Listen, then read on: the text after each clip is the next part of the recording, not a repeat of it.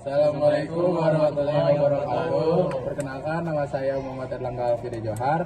Perkenalkan, nama saya Abu Sofyan Al-Faris. Perkenalkan, nama saya Faisal Yusuf. Perkenalkan, nama saya Rasidul Sanjaya. Perkenalkan, nama saya Muhammad Al-Fariski. Pendirian dan penggeseran kekuatan ke timur. Kekhalifahan Abbasiyah didirikan pada tahun 790 Masehi setelah berhasil menggulingkan dinasti Umayyah. Didirikan oleh keturunan Abbas bin Abdul Muthalib, paman Nabi Muhammad SAW. Dinasti ini menandai pergeseran fokus geografis dan filosofis. Ibu kota dipindahkan dari Damaskus ke Baghdad yang baru didirikan pada tahun 762 Masehi. Perubahan ini membuka jalan bagi integrasi etnis dan budaya non-Arab, terutama Persia, ke dalam struktur pemerintahan dan militer. Berbeda dengan Umayyah yang cenderung Arab sentris, Abbasiyah menganut ke pendekatan yang lebih kosmopolitan dan terbuka, yang menjadikan prasyarat penting bagi ledakan intelektual dan ilmiah yang kemudian dikenal sebagai zaman keemasan Islam. Zaman keemasan dan revolusi intelektual. Masa kekuasaan Abbasiyah khususnya pada abad ke-8 hingga ke-13 dikenal sebagai zaman keemasan Islam. Selama periode ini dukungan kekhalifahan beralih dari penaklukan militer ke pengembangan ilmu pengetahuan dan budaya. Kekayaan yang dihasilkan dari perdagangan dan pertanian yang luas dialokasikan untuk mendanai proyek-proyek ilmiah dan pendidikan. Berbeda dengan peradaban sebelumnya yang cenderung menyimpan pengetahuan dan kalangan elit, Abbasiyah mempromosikan akses yang lebih luas terhadap ilmu pengetahuan.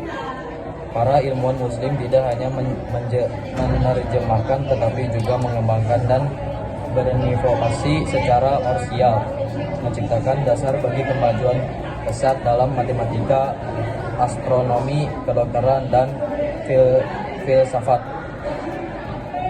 Kontribusi Ipek ini adalah Baitul Hikmah, rumah pendidikan yang didirikan di Baghdad oleh Khalifah Al-Ma'mun pada awal abad ke-9. Baitul Hikmah berfungsi sebagai akademi perpustakaan raksasa yang berfungsi menerjemah terbesar di dunia saat ini.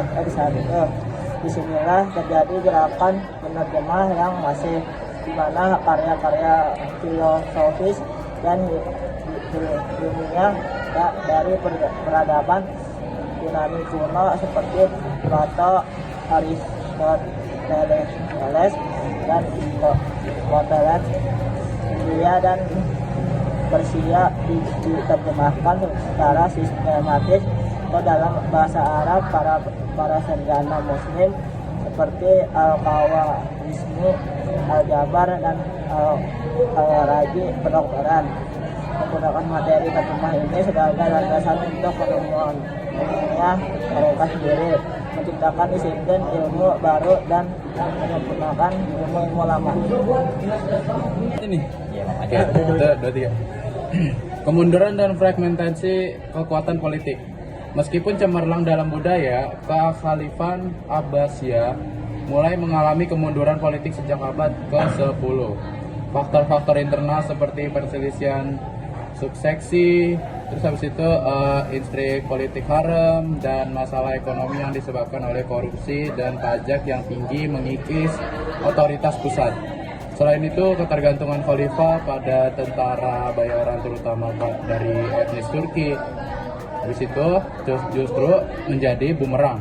Kondisi ini memungkinkan munculnya dinasti-dinasti lokal otonom seperti Buyid dan Seljuk yang secara de facto memegang kendali atas wilayah luas, meskipun secara nominal masih mengakui Khalifah Baghdad sebagai pemimpin spiritual. Kekhalifahan secara perlahan terfragmentasi, menyisakan Baghdad sebagai simbol kekuatan yang rapuh.